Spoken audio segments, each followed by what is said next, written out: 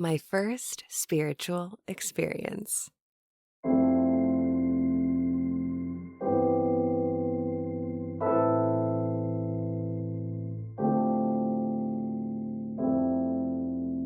Made you look or listen, perverts.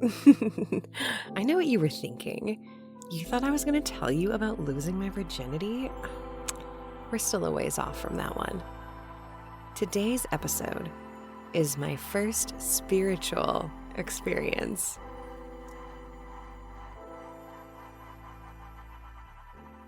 Growing up in an old Victorian home, as a little girl, I'd always say my prayers to God before bed, but in my head because I didn't want the ghosts to hear me. Well, can ghosts hear into your head? Can God hear into your head? Little Rachel didn't know. Honestly, Rachel today also isn't always sure. So because I assumed that the ghosts could hear into my head, then I would say censored prayers in case the ghosts in the house were judging me. But then I would lie there, the time in between ending my prayer and falling asleep, and I would hope that the ghosts wouldn't visit me before I went to bed. I at least liked knowing the exact day that Santa, the Easter Bunny, or the Tooth Fairy would visit. But I couldn't explain, and I never knew how or why or when a ghost would make itself known to me or another family member in my house. So the time in between my prayers and falling asleep always felt scary. My first ever supernatural sighting, I was probably 3 or 4, as my mom recounted to me. Some of the details of the story are hers, and some are just a haze to me. I was in my second-story home and playing in my bedroom closet. It was a walk-in closet, big enough that you could walk in and close the door behind you. There was a shelf where my parents kept old photo albums and boxes storage, as well as my clothes. Underneath the hanging rack was a small window near the floor. I would sit and crawl under the hanging clothes and look out the window at my neighborhood below. I could see where the paper boy was, a few houses away. I could see my dad's car when it pulled up when he got home from work. I could see the church across the street and watch all the people dressed in fancy clothes enter and exit. The parking lot where I learned to ride my bike during the weekdays was suddenly full and bustling with people. I liked to play and watch the world from my bird's eye view. One time, my mom said I came downstairs a bit shaken up, and I reported to her that there was a woman outside my window. Not on the ground, but in the sky outside my window, floating outside of my window. And this is the part that I remember. I remember what she looked like. A scary woman. An ugly witch, as a fairy tale would portray. And she had no feet. She had no eyes. Her eye sockets were concave in her face and dark, sunken deep. Her black hair was crazy and astray all over. Her black burlap dress hung so long. Maybe that's why I couldn't see her feet at all. She didn't have a broom. She didn't ride a bike. But she hovered before me. And I can only assume that this is the part where I ran to my mom, because I do not remember what this woman said to me. But she appeared to me in daylight. Another time, I remember looking out my window at night and looking at the stars and asking for an invisible friend. Kids on TV had them. I wanted one too. Well, is that witch what the universe gave me? I asked for an older brother instead. I wanted an older brother named Trent, like the Olsen sisters. So I began to hope and wish for an older brother on the stars. The next time I had a supernatural experience, it was still at the same home, and I could have only been 5 at most. Our home was a single-family home that had once served as a 2-family home, so the layout was a little odd. My bedroom could be entered by passing through my parents' bedroom. I had a second entrance or door that led to a stairwell that led to our back porch, It was always locked, and I didn't play in that stairwell much. If I wanted to use the bathroom or use the main foyer stairs, I always had to pass in and out or through my parents' bedroom. I woke up one morning and my sister was standing in the doorway of my room, just beyond my bed, staring at me. She had this shimmery green appearance, glittery in some way. I asked her, "What do you want? What are you doing?" She ignored me and just stared at me and smiled. She was maybe 3. I called her name and she didn't respond. She ran away through my parents' room and into her own room. I called her again and said, "Shut the door! Shut the door!" I got up and walked to the door and saw my parents laying in bed. My mom was asleep, but my dad was laying there reading. "What's up?" he said. "Allie wouldn't shut my door." I recounted the story. My dad told me I must have been dreaming and that she had never passed through. A few years have passed and we're now in our second family home. I'm now 7 or 8.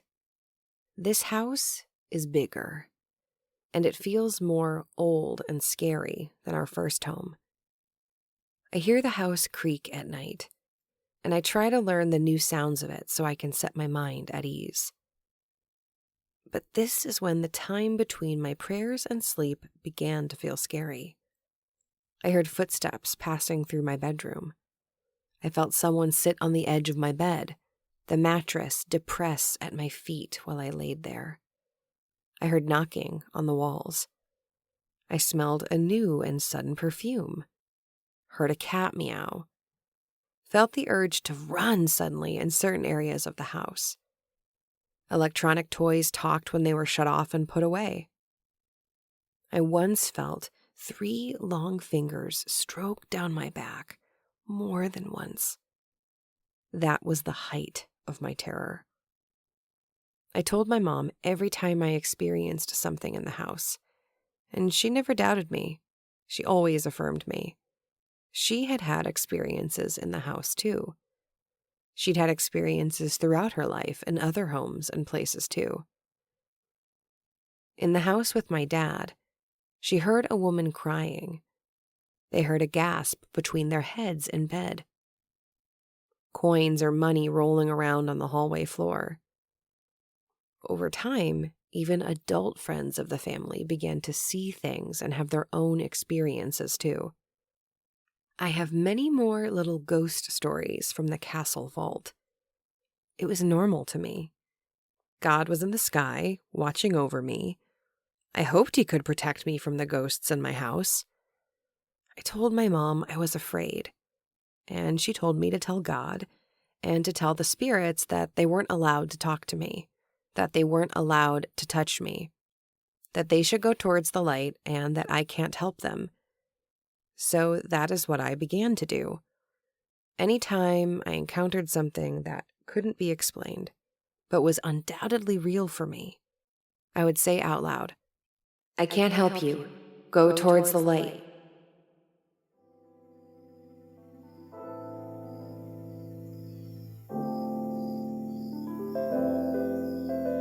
Growing up with our parents in the latter 90s and early 2000s, the TV was always on. In the morning, it was MSNBC, CNN, or C-SPAN. Midday, it was soap operas, starting over life coaching shows, daytime talk shows. After school, my sister and I had a small slice of the remote. I really loved watching Arthur, even into middle school. It was such a comfort for me. My sister and I also really liked Growing Pains.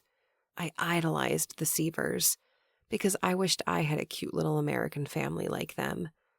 One where the mom and the dad loved and doted over their children. Disney Channel, ABC Family, Nickelodeon.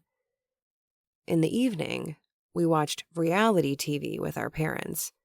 Road Rules, Real World, dating shows, home makeover shows, weight loss shows, and ghost shows. Paranormal, aliens, medium, psychics, hauntings. TV raised me. It was on just as much and programmed more into me than I think my parents actively did in terms of direct instruction. My mom, my sister, and I began to learn more about our spirit gifts and the spirit world by watching these shows on TV. I remember this one show in particular where this psychic medium, Chip Coffey, is mentoring young children psychics and mediums, teaching them how to harness their gifts. They're at a family camping retreat somewhere tucked away in the woods. It was beautiful. I learned that I could tell spirits how I wanted them to communicate with me so that I wasn't afraid. I could set energetic boundaries. So I did. I don't want you to touch me. I don't want to see you. That frightens me. I don't want you to talk to me out loud. I knew I had gifts that I didn't necessarily want to shut off entirely, but I didn't want to have on all the time. The world was overstimulating enough. I was okay with the ghosts showing me something in my mind or telling me something telepathically. I just kept saying, "Don't scare me." I never slept in the dark without a nightlight of sorts until I was in my mid-20s. Sometimes I still leave a light on when I'm sleeping somewhere new. My mom, my sister, and I generally felt the eeriest energy from the guest bedroom that was most untouched in the house, and the basement, this one particular chair. We later decided that the ghosts perhaps hung out in those places because we were there less as a family ourselves.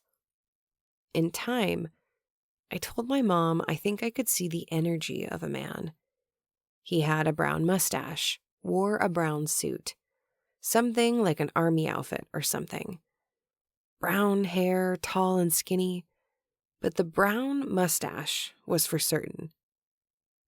Years later, my mom found some old lost photos in the attic while cleaning one summer.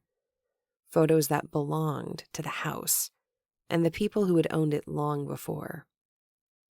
There was a photo of a man with a mustache. He was a doctor, and he had helped serve in World War II. He had glasses. Those I had not seen in my vision. But hey, no one's perfect. An old photo, sepia-toned. This man staring at me, smiling gently like the Mona Lisa. He was affirming to me. I wasn't crazy. I wasn't psycho, but maybe a little psychic? My mom put the photo in a frame and set it on the family desk in the dining room. He was with us whenever we ate. We later learned his name was Dr. Knight, with a K. And he worked as a doctor out of the office next door, and he lived in our home. In my late teens, I was with a friend and I had closed the door to my bedroom and the doorknob fell out. I was stuck outside of my bedroom. We pushed and tried, but this was an old, heavy, real wood door, an old antique lock and latch. This thing was shut. No butter knife was going to get me through the latch. I placed my hands on the door and I asked out loud, "Help me get into my room. It's stuck. I need help." To my friends and my surprise, the door gently clicked open. We screamed and ran down the hallway the other direction. We were in shock and awe and also terrified. Maybe Dr. K was helping me out. Over the course of my childhood and teenage years, myself, my family, and friends, many people had experiences in our home. At the time, I called them ghosts, but now, to me, it is all energy. Maybe it's an energy that visits from time to time, or an energy or frequency that finds resonance with the other energies in the home. Maybe it's a time loop version of my own energy that's playing back to me across timelines and airwaves. Maybe it's an ancestor coming through to say hello. I don't have the same fear I used to, especially since I discovered I could tune out and command the energy to come through in a certain way. I spent many years, dark, offline, leaving these gifts untouched.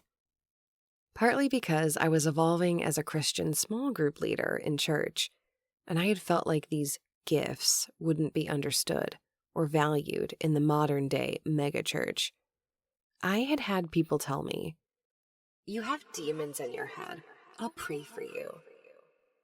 I think it became easier to numb out the connection I had with beyond because it was just easier on my nervous system. Until one day, I heard a voice call to me so loud, so clear, it couldn't be ignored.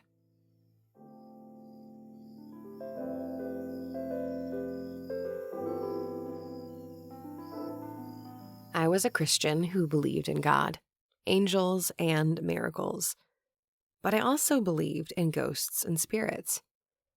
Both existed in my home and my reality. Neither was far-fetched. My grandpa was a retired minister, and my parents were my Sunday school teachers. I was surrounded by lots of open, higher vibrational crown chakra energy and third eye energy since I was a wee little girl. The summer before my freshman year, I attended an overnight Christian theater camp. I had slept away at a church camp as a child, but this was a theater-based camp. We were going to put on the musical Grease.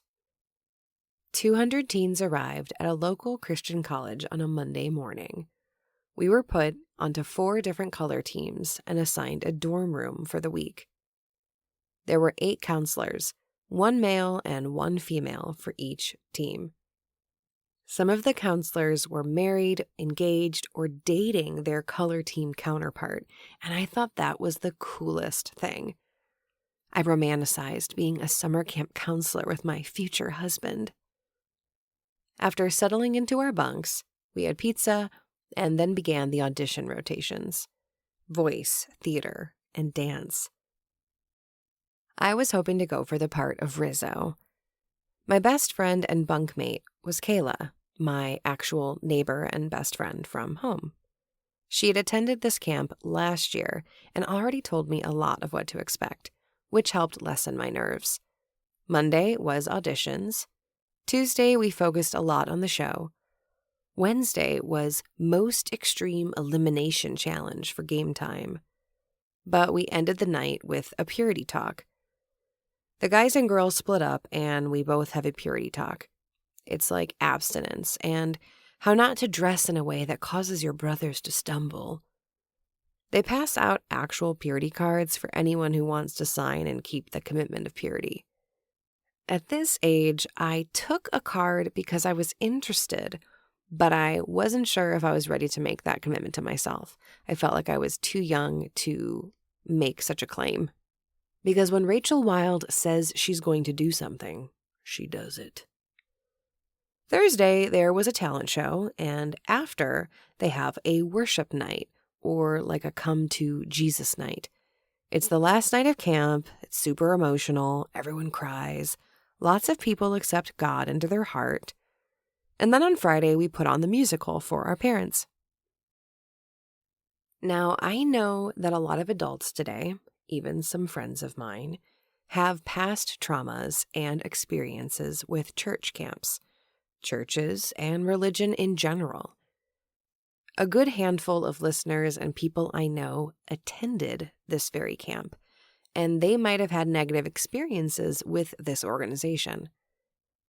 And I'll let you know that I personally had a very positive experience at these camps. Summer camp for me was safe. It was a calm week. There was no fighting, no chaos, no hitting, no yelling, no one calling me names.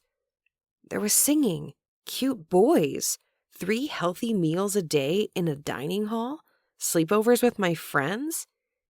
It really was the best. I loved the gorgeous outdoor campus of the college, and I loved walking around to the different buildings, feeling independent. The counselors were fun and cool, and they made me feel valued and seen. I felt loved and safe. And I did even go on to be a counselor at this same sleepover camp when I was a college student. Though I never married my color team counselor counterpart, I know that like any organized institution, religious or not, when you are working with youth in a sensitive and vulnerable environment, not every person, not every kid is going to feel the same way, nor have the same experience. So I know it's important to note that some people will feel very different about their church camp experiences, and especially religious altar call style nights at church camps, cry nights, as they have been deemed socially.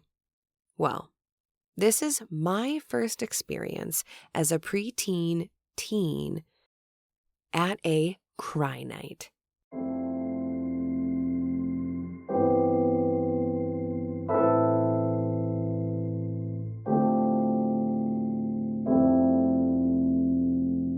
Every morning of camp during the week after breakfast, we would go to the sanctuary where we would have a small worship session led by a teen band.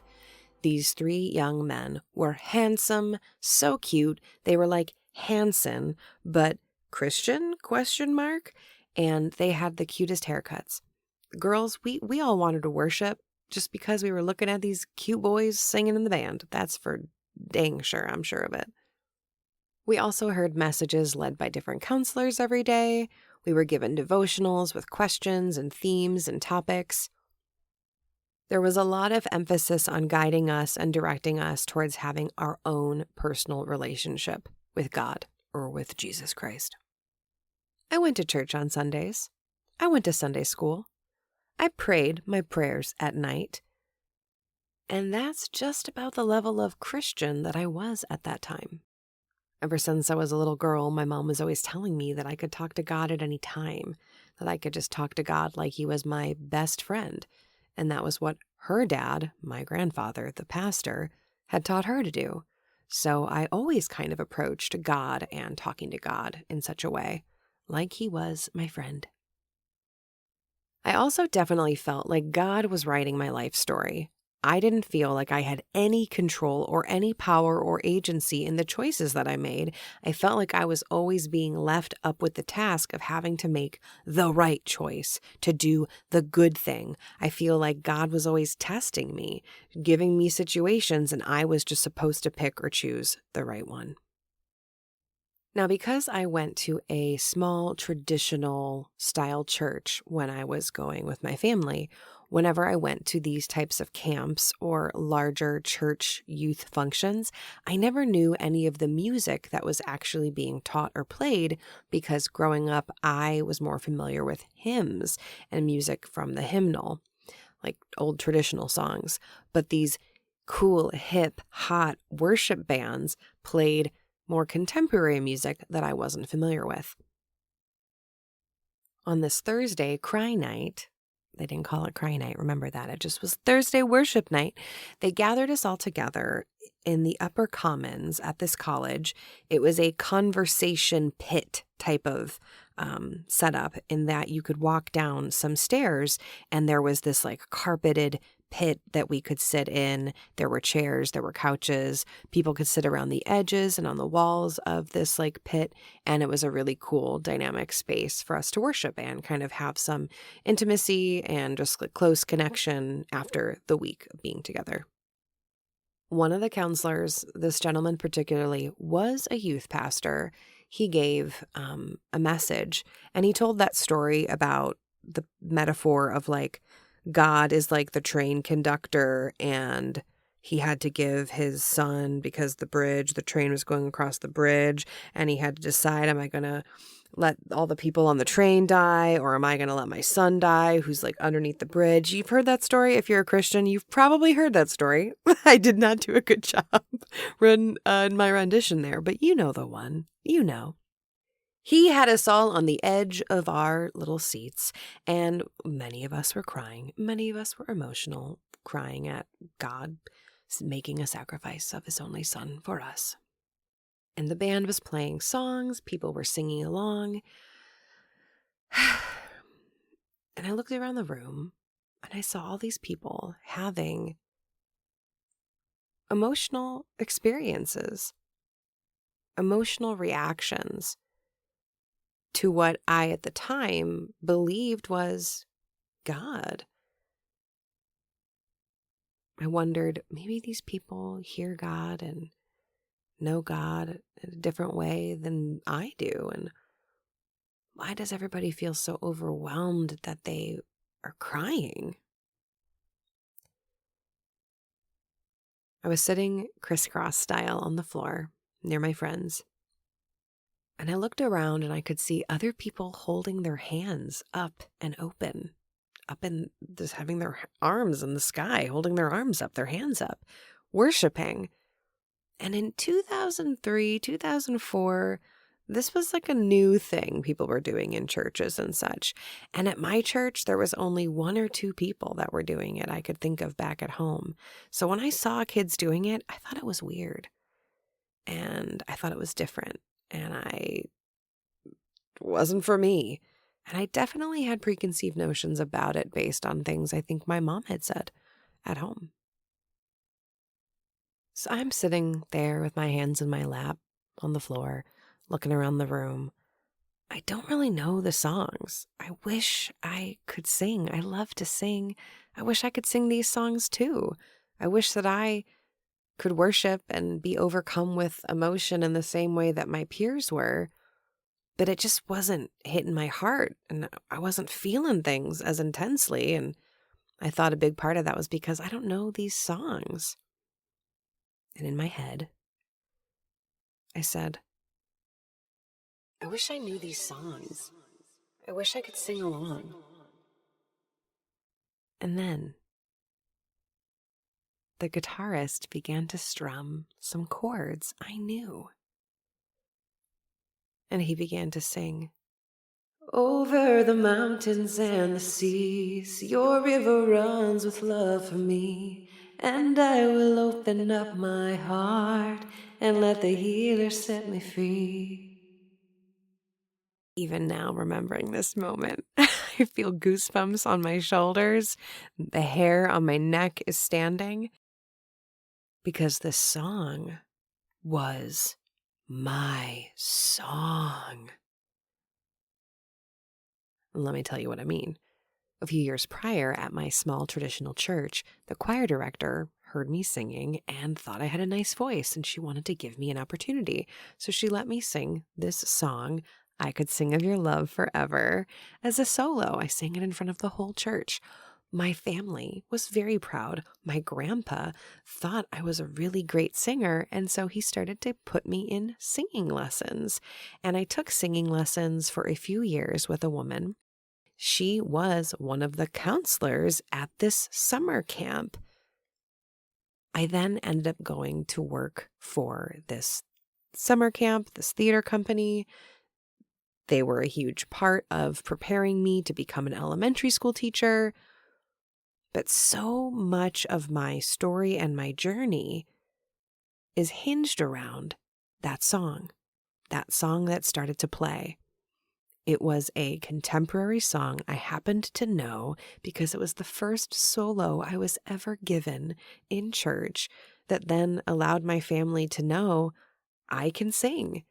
And then that spurred my grandpa pushing me into my talents and hobbies, which then led me to theater and led me to this camp where I was.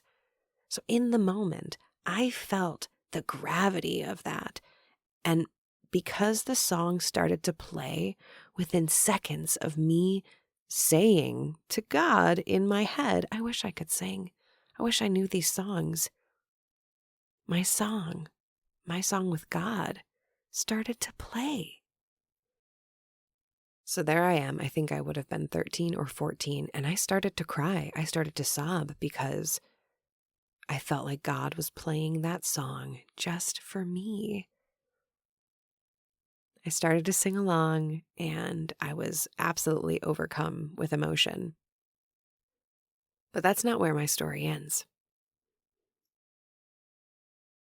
I'm sitting there on the floor, surrounded by other teenagers. I'm hearing everybody singing around me. People are putting their arms around their friends. People are holding each other, crying. Some of my peers have their hands up in the air, and they're worshiping freely.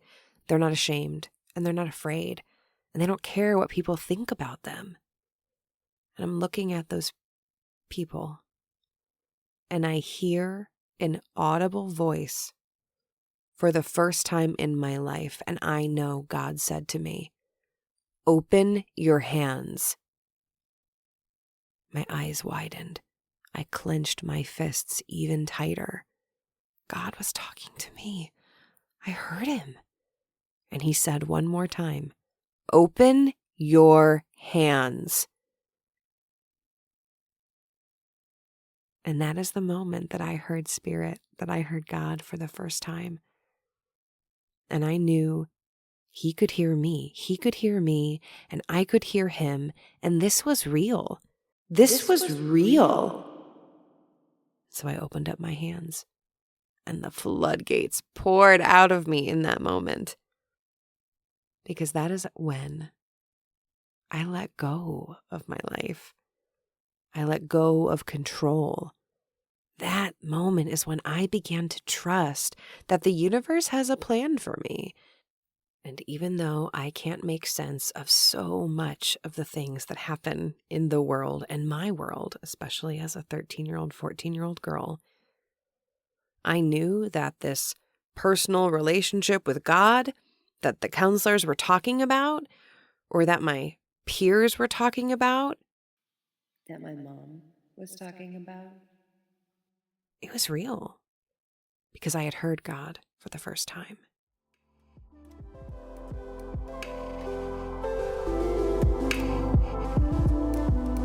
Ghosts, God, Spirit, oh my. I think I was a believer before that day just by proxy, just by the experience of my family, just by learning and following in their teachings and their footsteps. But on that night, at Cry Night, at Greece Overnight Summer High School Camp, I heard God for the first time. And that is when my life changed. I don't hear Spirit, God, out loud, audibly, in that way. And I haven't since then. That was a time 20 years ago now when God commanded me. I heard him. And it sounded like a masculine voice. It probably sounded like that because that's what I imagined God to be. But now when I do hear from Spirit in my mind, the voices, the guidance, all sounds like one voice. It's not really masculine nor feminine, but it's just this higher voice of consciousness, a higher voice of guidance. But it comes to me like claircognizance, knowing. I just know or I hear something inside my mind. But this day, my first spiritual experience was quite unlike anything else I've encountered.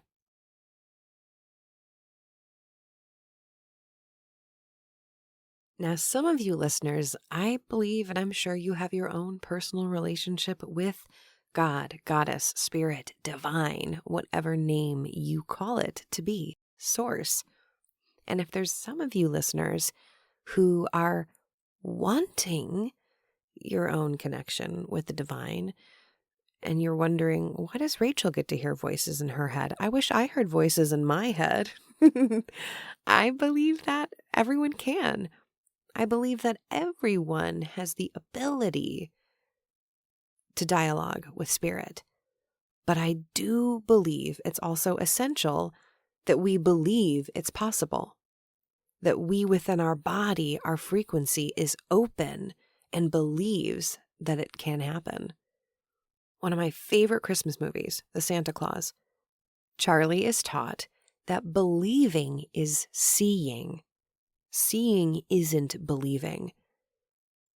So if we believe that Spirit is talking all the time, if we believe that God, Goddess, Divine, Creator, Source wants to connect with us in the daily, in the here and now, in the small and mundane, if we believe it, then it can happen.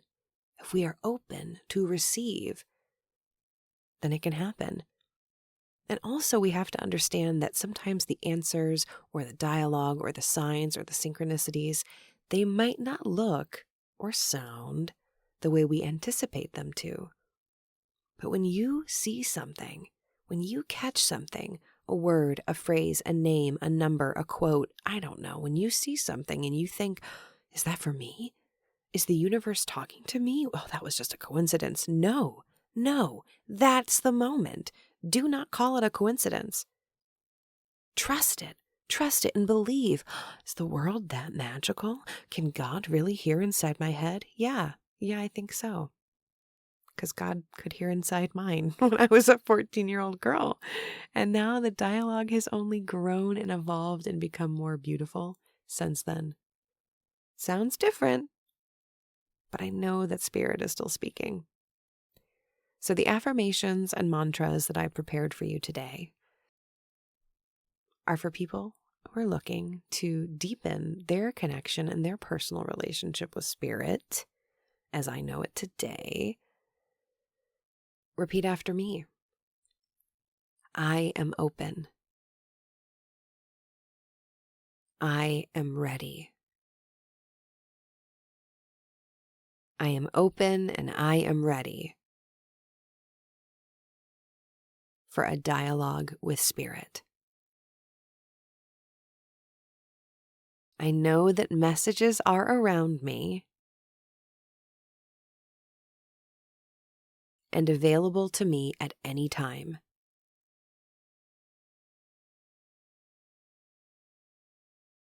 I will affirm and trust that messages are coming my way.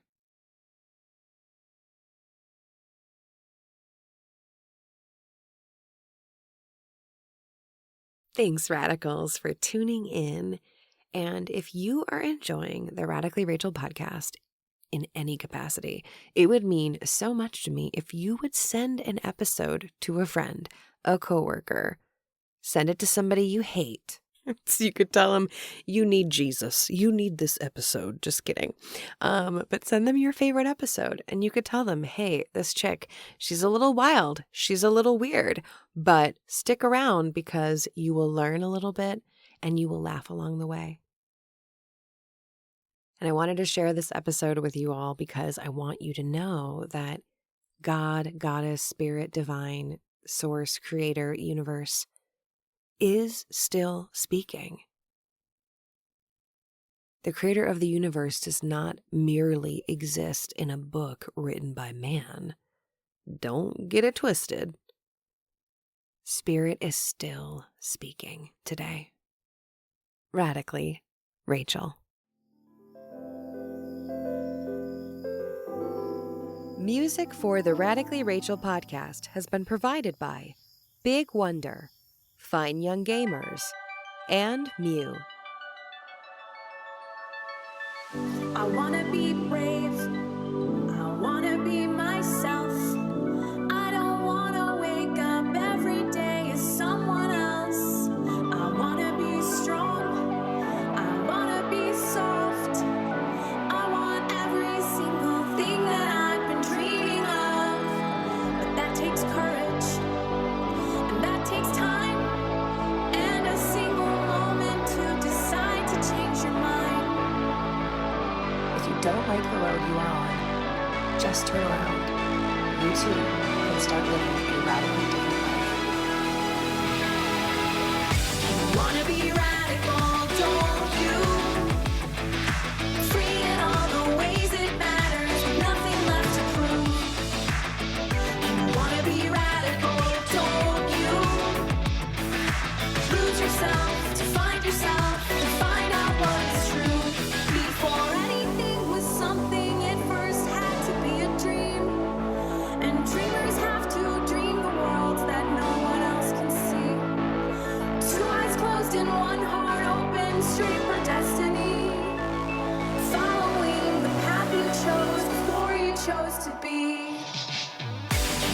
be